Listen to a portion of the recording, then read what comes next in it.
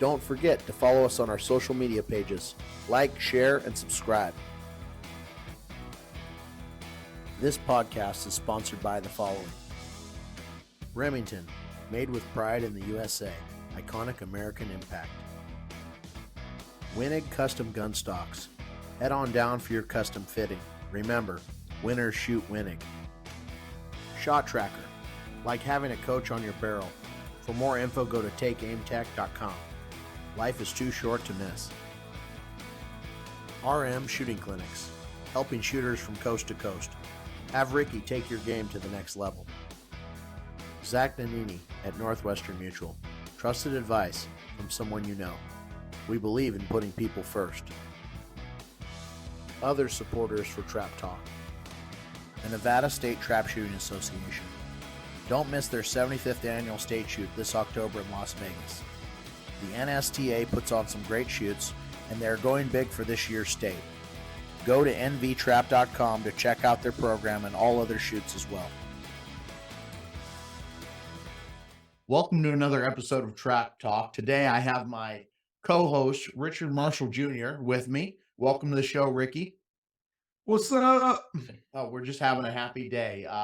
Today, we have compiled a list of the listeners' questions since we started. So we've been doing this for, I'd say, about 6 months now. And that being said, we've got a bunch of people that responded on our Facebook and our Instagram and emailed us and just came up with some questions. So we figured we'd just take a show today and answer those questions for you all. So excited to get into it here with Rick. No, absolutely. Let's get at it. I know Zach controls all the Instagram and Facebook posts. So if you send anything and you're addressing it to me, it goes to Zach because he's a control freak, but it's okay. It's okay. Somebody's got to handle the show. So that being said, the first question is addressed to you, Rick. Question number one, since you've been shooting your whole life, Ricky, how has your game changed year over year as far as like what you're focusing on? You know, now that you're considered one of the big dogs, if not the big dog, does that change your mentality a little bit versus being a guy coming up? You know, walk us through that. Well, I mean, I started shooting in 1988, registering targets. And I was fortunate that, my coach and mentor was Frank Hoppy. Frank was one of the top shooters. So I had a great relationship with Frank. Met a lot of people because of Frank and ended up meeting Leo Harrison III because of Frank. And so that helped. As I shot, it wasn't something that I thought, I'm going to do this, the rest of my life. It was, man, I like this. Was I really good at it? Not at first. I mean, could I break some targets? Yeah, but it progressed from I wanted to compete against those top shooters. And then I was fortunate enough to have the ability and the backing from my dad till I turned 18. And then, I had to win to keep shooting. And it was one of those things that I love to do it. So I was going to make a way to make it, find a way to make it work. And I did. And then I progressed into making the All-American teams, And this past year, I was my 32nd All-American team and my second year in a row being captain for my fourth time being captain. But it progressed from, I know I can do this to, I want to continue to do this. Now, like I've always said to people, it's easy to get to the top, but once you get there, it's kind of hard to stay. So, I've always just grinded, shoot to shoot. I go to a certain shoots, usually the Arizona shoots. I try to hit Missouri State shoot. This year I won't be able to because they moved the date and we leave that weekend to go to Vernal. But always go to Vernal and then Ohio or PA State shoot, Ohio State shoot, Wisconsin, Iowa, the Grand, Cardinal Classic, and so on. Heartland Grand. Those are kind of the point shoots if you want to make, captain or high up on the All-American team, as you know. But I've progressed to where now it's a a lot funner, I'll say, since my son started shooting. Yeah. And, as you know, our buddy Justin Debris, he got back into it, and his son Wyatt. So that's been a blast. We travel all over the country together, and it makes it a little easier on everybody. Not so much as driving, because when you ride with Justin, as you know, he just drives. So Yeah, and if I'm hearing you correctly, you started at one level, yep. moved up to where you were like, okay, I'm good. I have some confidence, and then Yeah. and then you got to a point where, okay, I'm one of the top guys in the country, and everybody's looking to me, and that like you said, it's hard to maintain the top. I Yeah. think the hardest year of shooting in my life was when I made junior captain the next year Yep. after that, because Yep. it was like, okay, I set a goal, I hit the goal, but Yep. now, where do you go? Right. And now everybody's wanting a piece of you instead of you wanting a piece of them. And it's just a little different, I Oh, think. I always want a piece. I mean, I got no problem with the drive. Now I will say, it's like my dad always taught me as a kid. You Everybody puts their pants on the same way. Yeah. You might be shooting with guys that are millionaires, billionaires, whatever. Everybody is the same. Treat everybody how you want to be treated, and that's kind of how I've been. And growing up around Frank Hoppy, I mean, we were always sitting talking to people. People would ask questions to Frank, and that's how I am. As you know, Zach, when we're hanging out, you're like, come on, let's go. You're just like my son, just like Tyler. Tyler's like, see you, Dad. He just Let's, walks off, let's roll. But So I don't ever want to not respect somebody that comes up or disrespect them, I should say, that they come up, ask a question, and be like, sorry, I don't have any time for you.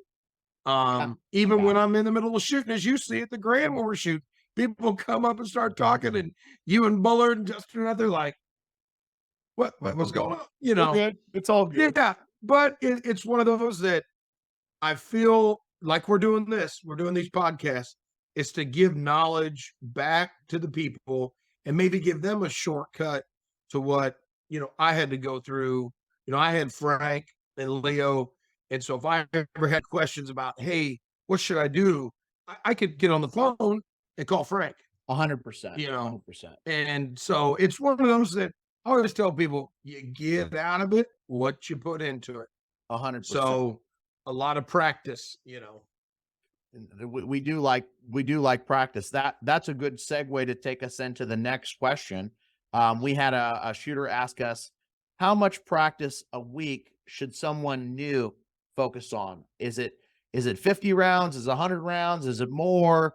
Is it more on the gun mounts, more mental stuff? Like newer shooters, what do you think they should be doing?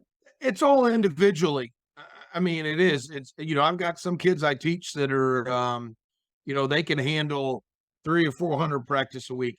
Then I got some new kids that can handle 75 to 100, and they're tired. What I tell people is, make sure you can physically lift that gun properly. The fundamentals, the stance, the gun mount, all that matters. How you're holding the gun, and that's one of the things that, just set a goal. Say, okay, I'm going to shoot 100 practice in a week.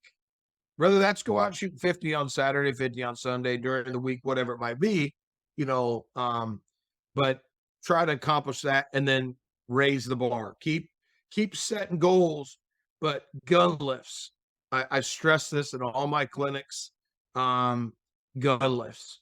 Yeah, Make and sure. with your gun lifts, you're building a lot of muscle memory. Oh yeah. And what I always like to do is, I had a life-size mirror in my garage, and when I did my gun lifts, I was watching to make sure everything was lining up and making sure I didn't have too much, twist in the barrel, right? That's called. Canting the barrel, right? So Yeah. I didn't want to have it where I'm, turning this thing, because I'd get in that gun so hard sometimes that I'd actually turn it, and I'd have that barrel swing out to the right hand side a little bit, and yeah, just like that. Yeah. And And then when you get a right hand target, what happens when you do that? Going left, a lot of people, they stay with the gun. But when they go to the right, they do this and they're looking. So here's your barrel, and then their eye looks off. And then they're like, well, I was looking right at it, but yeah, the barrel's lagging by feet. Yeah, You know, 100%. And I think that, along with building the muscles that are required to mount the gun, it helps get to where you're like, okay, this is a good mount. And I'm always looking when I'm mounting to see, are my eyes, more level, or, I'm not like looking up the tops of my eyes. Because when I started, I was really down into the gun and I was really looking up the tops of my eyes. And over time, progressively tried to get better with that. yeah, yeah. The next question we had was, and you kind of talked about the kids you were training. What's a good age to get kids started in this? I mean, is it depending on how big they are, how strong they are? I mean, is there? Yeah, I started both my boys. They were actually 5 years old. I did. I took them out. I had trainer loads that were a 20 gauge. It was a Quails Unlimited, one of 1,000 Beretta 20 gauge that I actually bought from Joel Etchen. I was teaching a class out at Rolling Rock one year, and he had that. And I was like, man, that's a nice looking gun. So I got it, and I figured I'll give it to one of the kids. And well, Trey was the only one born then, and I thought I'll get this for Trey. And so when he was 5, took him to the gun club, these trainer loads, and so I had 28 gauges and 410s, but I just that 20 gauge, I would hold it in my hand and shoot it, just wanted a target, and no recoil with these trainer loads. So I would hold the forend and let him shoot. He'd pull the trigger and I would kind of absorb whatever recoil there was. And he'd break, 2 out of 5, and he was all excited. And I would show him like, okay, this is gun safety. And that progressed till Trey was, I guess, 12. And then he shot a little bit. But Trey was right-handed, left-eye dominant, would not shoot left-handed. And so he struggled and had some people say a few things. And, as everybody does, oh, you don't shoot like your dad. And he just kind of put his stuff away and never really wanted to shoot again till he was like 18. We were in Ohio and he took a demo gun out, went out, broke like 24. And he's like, Dad, I'm pretty good. I said, son, you broke 24. Watch this. He went out the next round and ran him all the way down the last post. And I think he missed like 3 on the last post. And I said, you talk a little too much smack. But I say to people, take your kids, whatever age you feel comfortable, but always teach them number one rule, gun safety. A gun is always a loaded gun, no matter what. Now, speaking of that, we've had some listeners, comment on stuff and ask questions about teaching, okay, with people standing in front of the gun, like I do. When I teach a lesson, making sure that everything's lined up. I've had some people, even in classes, like can't do it. I've had probably 3 or 4 over the last 20 years that just like, sorry, okay, I understand. But I always tell people the gun is always broke open, checked, or if it's an automatic, it's always left open, nothing in the chamber, always checked. And I watch them close it. And then I keep my eye on them, their fingers never on the trigger as they mount it and I look down at, with my eyes. So I just want to, clarify that. That is a hard listeners. situation, right? And I've dealt with that with new shooters. People are picking up the gun the first time out. And I'm like, hey, I need to get on the dangerous side of this thing to be able to guide you into where you need to be. And they're like, oh my God, I don't want to do that. Right. But, I totally get it, based on rule number 1, but, it's just one of those things that you really have to be careful with. And you have to have an instructor that knows what he's doing at some level to make sure, hey, we're double checking, triple checking. But at the end of the day, I want to make sure that their head's in the right spot, because until they get to that right spot and feel it, I've had people mount the gun and they're saying, oh yeah, I'm on it. And they're 6 inches above it. And they're looking over here and they're like, yeah, I can see the bead and it's lined up. And I'm like, no, you can't. Like, go down and get on it. And then they're like, oh my God, that's what it's supposed to look like. You're like, it's literally like a light bulb goes off. And until they see it for the first time, it's like you invented fire, right? Like it's like, oh my God, this is how it's supposed to be. And it seems to work a lot better once they, get connected with it at some level. And Oh then you yeah. can go from Well, there. and speaking of that, we've had listeners ask about beads. There's tube sites out there for people to try that are, right left eye dominant, shooting right-handed. We've got a person coming on here, I think tomorrow, that we're doing that uses a sight for basically a one-eyed shooter, but you can shoot with two eyes open. Zach, what do you use? Do you use the factory Krieghoff beads, or do you change? I do, Okay. but when I was down in Florida, I mounted Elena McCartney's gun, and she had smaller beads on it. She said they were Chris Vendel type small beads, and Yeah, yeah. I really liked them. I really think I might try to put smaller beads on, because back when I shot my Ludic, I had that same type of small bead on the end of my one touch. It was a very, very, very, very small bead. And I feel Yeah. like that small bead allowed me to be more precise with it. Sometimes you mount that, that big white one, it looks like there's a golf ball on the end of your gun, right? And you gotta kind of look away from it a little bit. Honestly, like I know Yeah. it's there, but I'm like looking way through it, where if I get something that's really tight and really small, I feel like that can be a little bit more precise. I'm not using it, but I'm just seeing less of it coming into the shot. Then, yeah, and that's, like I've had people, they ask, the difference that the hive is, the fluorescent sights and that. I use the factory Krieghoff beads, but I look through the beads. That's Yes. what I've always done.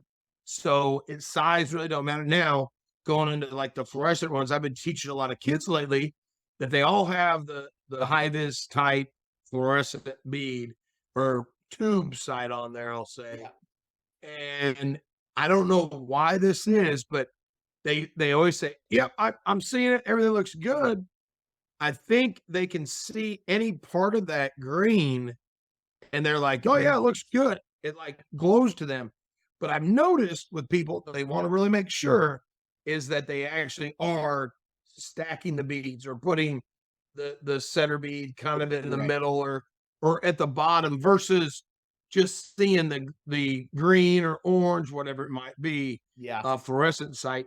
Because I've dealt with probably in the last 2 weeks, probably 5 or 6 kids that have those fluorescent sights that I've had to raise the comb at least a washer, and it's usually no, probably a 16th or maybe 3/16. I've had a couple of them that I'm like, Yeah, it's so that sight usually sits a little higher on the front because it's got that mounting bracket on it. So yep, so the yep, problem is you get too far down behind it, and you could still see that bead technically, because it's kind of, you see orange, but your yep, eyes yep, behind that rib. And then when you're going to the left hand side, I think especially your left eye starts taking over because you're pushing down and over, and that you lose sight of the bird. To kind of go into color, this is not a question, but this is just a follow-up.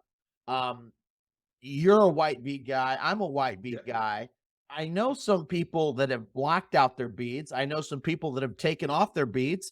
And I know some people like Daryl Handy that say gold bead, right? Like go with a gold bead or go with something that doesn't yeah. catch your eye.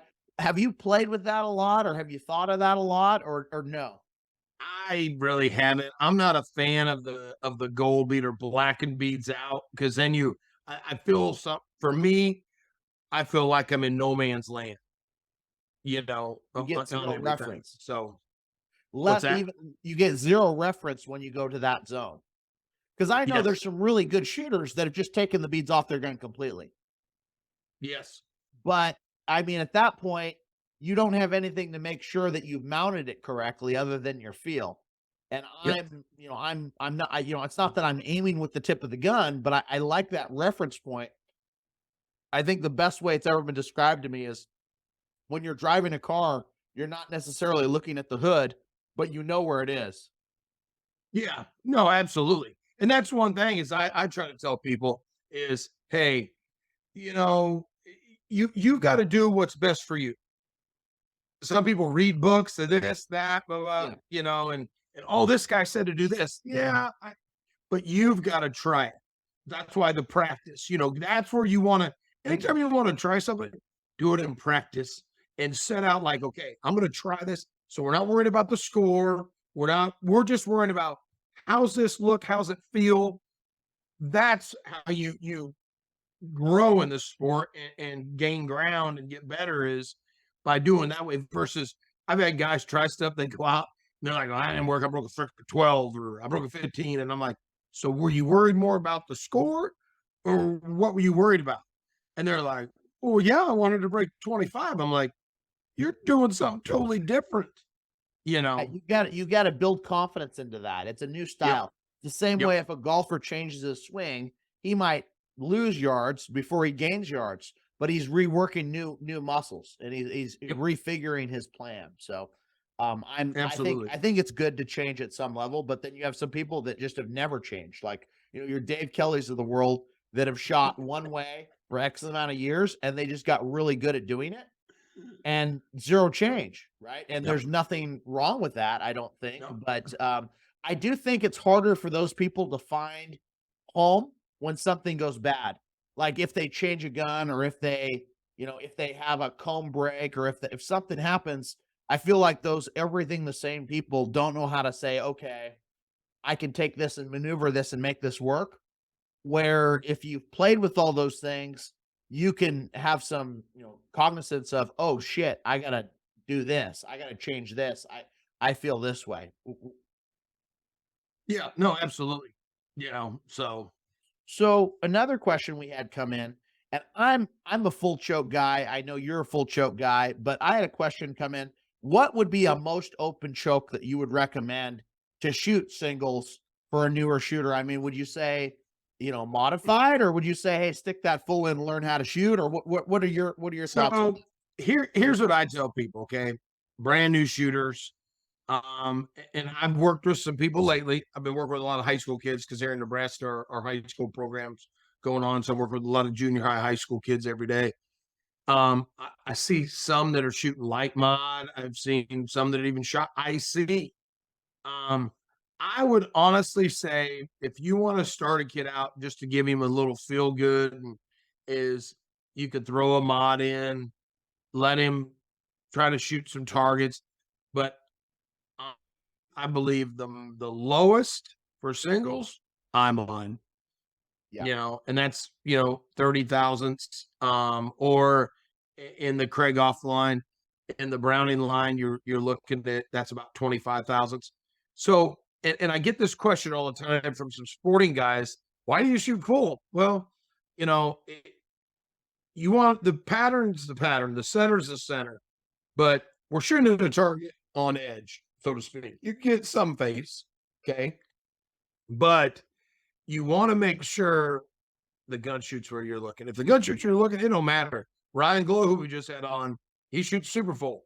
So I would say, that 25 thousandths, mods 20. I mean, let them try it, but you want to do that. Stick them on post threes, set the trap on straightaways, just throw some straightaways. Let them, because confidence, as is the biggest part of this game. Yeah, it is. It's really confidence. And I think, the reason why I'm a believer in tighter chokes is, yes, shooting where you're looking, but two, reference, right? If I clip one on the back or clip one on the front or clip one here and there, it tells me where I'm at. What I find is whenever I shot those more open chokes, I would get more star breaks. And with those star breaks, I wouldn't know if I was if I was in the center or if I was on top or I was on the bottom, because with that 15, 20,000 choke, I was just breaking them all kind of okay. You're hitting them, but they're kind of breaking them into 5 or 6 pieces, right? Yeah, and it's like, okay, where'd I hit that thing? Yeah. Were you in the center? Were you on the edge? Yeah, no, and that's where I've shot full. I mean, I started out and I shot like a kind of a modest choke, I guess, years ago for singles, and then I had a handicap choke that was full. And one time I was 15 years old, I think, or 14. I think I was 15, and I broke 100 in singles, and it was using the dang full choke, and I went, okay. And then I transitioned into a gun, which was a Brazi RS, that had fixed chokes. And so it was 37 thousandths, that Tommy Wilkinson did. And that's what, so, and with the Krieghoff, I leave my full choke in. I love their titanium chokes. They're great. So I've always just used the factory chokes, but full for singles and full for handicap. But like I said, I had some sporting guys ask me the other day about why I shot a full, and God, I shoot a mon and then or a light mon, then 25 thousandths for handicap from the 27. And I'm like, well, last year I shot 5,000 singles and missed 20. And those 20 I missed wasn't because I had a full choke. You're 100% right. And I think, looking at sporting clays, a lot of those targets you're shooting belly, right?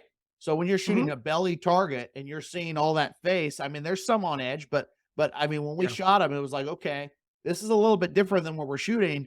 And if the target's, hooking, a Shondell, something like that, you only need a few pellets to break it. And you're shooting with those more open patterns. I've found that those guys don't generally shoot a lot of choke, but then I think it was Will Fennel or Phenol. How do you say his name? Will Fennel. Fennel. I mean, he said he shoots 30-30 and he doesn't change it. And I'm like, well, that sounds like good advice to me. And he's like, yeah. He's like, I like to know when I hit the damn thing and how I'm hitting it. And he said, that's enough for any of the farther shots in our game, but it's maybe over choked on your short shots, but he just likes that fixed barrel. And then there's nothing that you have to worry about. Yeah, and I kind of miss the fixed barrel, honestly. I mean, I do like the choke tubes, don't get me wrong, but I wouldn't mind having a fixed barrel Krieghoff where it's just like, this is a full and I don't ever have to worry about putting grease on that choke tube. You know what I mean? Well, when you leave the factory choke tubes in and you use those versus some other ones. Yeah, well, hey, I get that.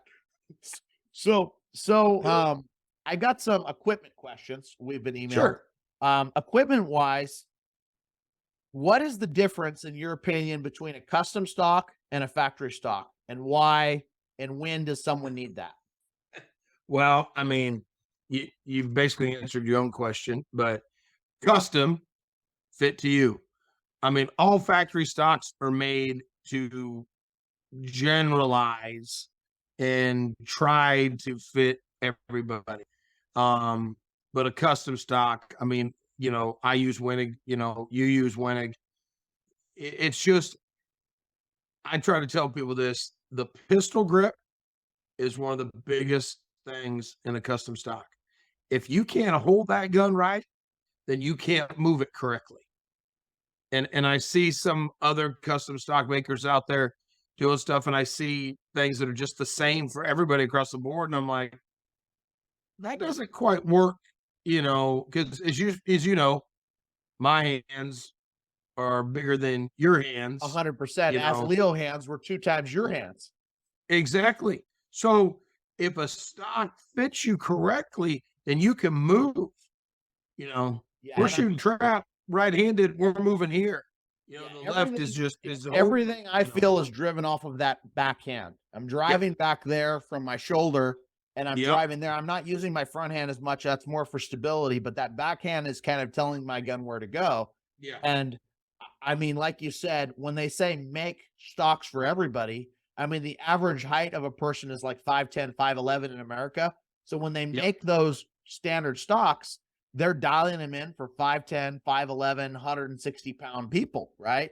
And so, when you take a smaller person than us, obviously, and you give them a gun right off the rack, that might fit them okay. But when you start having, a big barrel chest or a longer neck, or you're taller, you're bigger, that's where, you're getting things that a standard stock's not getting. Like the twist. I mean, the twist I think is really important in the back of a stock. I think, as you mentioned, the palm swell, the grip of the gun, being able to drive it from the back, the distance from the palm swell to the trigger, where I want to have the trigger for me is just ahead of my front pad, where the break in the line is on my finger. Are you in the same spot, Rick? I mean, I'm basically right in the middle of my finger. Yeah, so it's pulling, not in the crease, almost in the middle past the crease. Yeah, it's just right, just to the back of the middle, because then when you pull, boom, it's instant. And I worked with a kid here last week, from Omaha that I mean, he had big hands. He's shooting a BT-99, And he was wrapped and around it. it was funny when he would hold like this, he was fine. But when he mounted the gun, he'd get it and then and that's what he did. Well, and he was literally pulling in here. Yeah. And I said, now watch this. I said, if you touch here, boom. I said, now if you're back here, there's a delay. I said, it 100%. takes longer. And he's like, oh. And Yeah. then he switched and started hitting targets pretty good. So Yeah, I think that's important because I have seen some people that have gotten in past that first crease where they're pulling the trigger, and that can cause them some long-term problems. yeah. And Other that's thing, part of the deal with, like the Krieghoffs, the Brownings, Perazzi, it has to have an adjustable trigger. You have to purchase that. Where like the Browning comes, you can adjust it. The Krieghoffs can come, you got a long trigger, a short trigger, to get that link set. But a custom stock, what I tell people all the time, you're buying a high-end gun, a Krieghoff, a Perazzi, a Kohler, a Beretta Premium, any of those, you're spending the money, a couple of thousand more, 3,000 for stock that absolutely fits you. You can't go wrong because every time you stick a shell in the gun, I mean, that's your biggest cost. that's a cost. Yeah, the shell, the gas, the travel, the food, all of that is the cost, really. I mean, the equipment in itself, having the equipment be right, I think is the least of it. And honestly, it has some resale value, right? Like you're not absolutely. you're not losing everything when you have that setup. So I think a good setup is important. But on the other end of it too, when we're talking to custom stocks, like as you're moving up, especially for younger people, like I remember having to adjust mine all the time because I was growing, right? So thankfully with the Wenig, I had it where that's because you're Italian and you like to eat. that's true. That's true. It happens. But we had to change the length on it. We had to change things as I was growing. And I think, if you're coming up as a kid, if you can, get a custom stock and you're fortunate enough to get one remade or redone every once in a while, then great. Or add length to it, or put length on the back of the pad is really the one thing that I needed most of the time when I was going through those years of change. But then once I was done growing at least upward, not outward, I decided, okay, time to get one made, and that's the one I've been shooting this whole time. So no, it does. It makes a huge difference, and that's what I try to tell people, So, and I know next equipment question. And we're you shoot Fiocchis, I shoot Remingtons, but we get into shells. The question about shells were, what's the main difference between like a premium high-end shell and like an economy shell, even if they're made by the same manufacturer? Oh, I thought I was going to say something else, but I'll that's okay. I mean, what are the major differences? Do you think it's worth it for a shooter to have the high end line, or versus the low end line? When and where, and what are your opinions on that? Quality, usually the cheaper shells can be made a lot faster. Like you said, I shoot Fiocchis. I love Fiocchi. I shoot the Shooting Dynamic for singles and first shot of doubles, which is the lower end. I will say the lower end shell, but it smokes a target harder than anything. I think that's got to do with maybe just a little bit. It's 1165 possibly. Speed. It patterns well in my gun. Then I shoot the White Rhino, which is the Exacta line, the high end line for handicap and second shot of doubles. And that's just a higher antimony shot, harder shot. Like I said, I leave all that to the manufacturers, but I know personally I've been to Fiocchi in the factory loading shells, working on a machine loading shells, helping out, and they don't run them as fast as other manufacturers do. I'll just say that. Yeah. There's a And little better quality control, I think. Because sometimes in here right now, there's a lot of people out there, they're just shooting whatever they can get their hands on. I am seeing shells come back down, and as far as availability, they're getting more readily available. get them. Yeah, I know, like, I'll give a shout out, Guns Unlimited, in Omaha. Tommy Nichols, the owner, he does a lot for you shooting. Tommy, I mean, they just had a bunch of ammo come in, for Clay Target Sports. So he's always got stuff, and people can call GU that are local or kind of they don't ship. So that makes a big difference. But Yeah, I think, it's like you said, the biggest thing was, and that I take away, is the antimony, right? Like, we're yeah, going from the lower end shell to the higher end shell. That higher end shell's got a harder shot. And I think when yep, you're making those long distance shots and you want to actually smoke the target, I think it matters at distance. 27-yard line. I've shot the 3 dram economy, estates or the top guns or whatever, and I just yeah, don't feel like I get the quality of a break right, as if I'm putting in a Remington Nitro 27 or another high end shell that's got that good shot. yeah, And then the press speed, just yep, inconsistency. I know, we've run chronographs before and shot the shells, and then shot to shot timing has to do with how quick they run the press. If they're running that press, fast, those shot charges of powder might be a little bit more inconsistent than if they're running a little bit slower. So I think if you're concerned with, your speed tempo between shot to shot, yeah, um, that's valuable. But yeah. A lot of it, I've always been kind of like you, though. I've shot the cheaper shells for singles and doubles at the closer range, and then I've shot the better shells from the 27. But then yeah. sometimes when I'm at the Grand, like, I'll definitely shoot STS when I'm at a really important shoot for me. Just like to say, okay, I want to see that big. It's not that the gun clubs are bad; it's that STS, I get a big black cloud versus with that gun club. I smoke it, but I don't turn it into this. So then why aren't you shooting the STSs all the time? I shoot them a lot. I just shot them in Florida the whole week, and I liked them. I have them. Well, the reason I think a lot of it is, Mental. yeah. I mean, Yeah, like I said, I don't shoot the Shoot Dynamics because they're cheaper.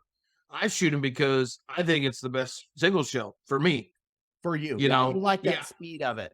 I like it. I've shot it. And and now I'm not saying, or our high end shells at Fiocchi. I've shot those too, but I just, for some reason, I like the Shooting Dynamic. I think it's an awesome shell. It smokes targets, now, like when I go shoot sporting clays, I shoot the little Rhino 1 ounce 1250 because shooting feed tests, that's all you can shoot. So I kind of just got into shooting one shell. But I think it's a lot of it's preference. And I would just tell the listeners that find a shell you like and use it for everything.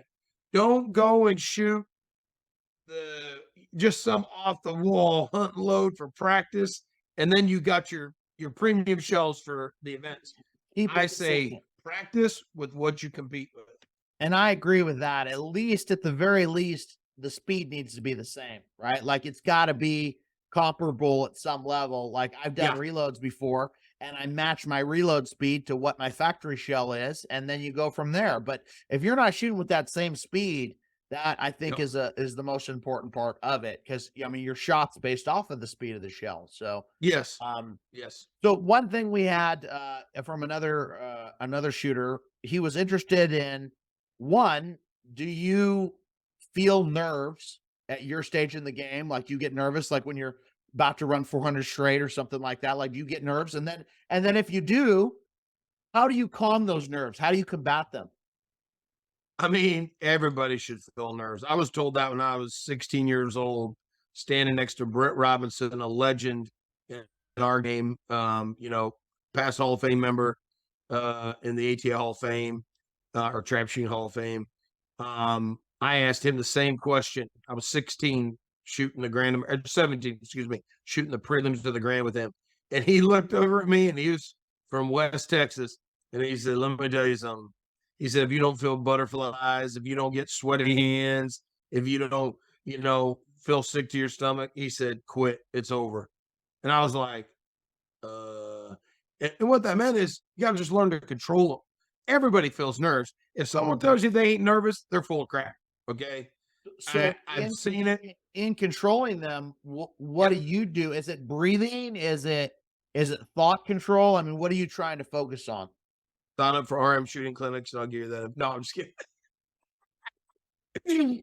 So what, it's kind of everything. Everybody's different. I mean, you said, when you broke 400, are you nervous? Let me tell you, I don't have a shell sitting here. I usually do have ammo all around the house here. Couldn't get the But shell. in my office, I don't. But I was trying to, if this is the brass on the shell, I was trying to put the shell in like this, backwards on post 3 on the last trap. And I'm like, what is wrong with my barrel? And it all just happened so fast.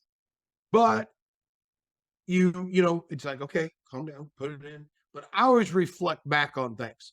So I'm a big component of, if you've done something, you reflect back on that, and that will get you through what you're currently doing. Okay. So, when I say reflect back on doing, well, I never broke a 400. Technically, no. But I had run 700 straight at the Grand American back in 2005. So You had something. yeah, I did run 2 singles, then 100 handicap, then 100 doubles. So technically the 400, blah, blah, blah. But I reverted back to, in that week there at Vernal, I broke 100 in the handicap. So I didn't revert back to, I'm going to break a 400. I went back to, hey, I broke 100. So I did this week already. So let's just stay with it one at a time. And then when I got to post 4, the nerves kind of reflected. Like we'd already talked about, I got to post 5, going to 5, Bill Martin gave me a fist bump, said, don't F this up. And, we laughed. And I was like, I got 375 in the bag, but Barthelow's on the squad on a 399. So that gave me the little extra push of staying with it. So the nerves, everybody's different. You got to learn to control it in your own way. But if you can reflect back to doing something, people, Tyler's got some kids on his high school team, and one of them shot a really good round at the last competition. And then the next round was horrible because they were so nervous because they shot so good. I said, you reflect back and say, I've already done this. And they're like, oh, okay. 100%. I think that's an important takeaway. Looking at what you've already done, now if you haven't done it, then you have to give yourself a little bit of grace. But That's right. I think for me, breathing, getting the heart rate down, getting deep breaths in through the nose and just pushing that down a little bit. And then also focusing on the process. So whenever I'm like, okay, I haven't done this before and I'm in no man's land, well, I can go back and say, well, I broke 25 on the last box and I was doing it with my process. So you can always go back and break it down to the smaller thing. Like, okay, I broke 5 on that last post. You can make it to where you got to start small, but it could be, I broke a hard left already. So now I know how to break hard lefts, or I broke a 5, or I broke a 10 or a 15, but taking that little stuff and turning it into the bigger stuff. Absolutely. And then, breathing, I mean, for me, and just the confidence and not changing anything.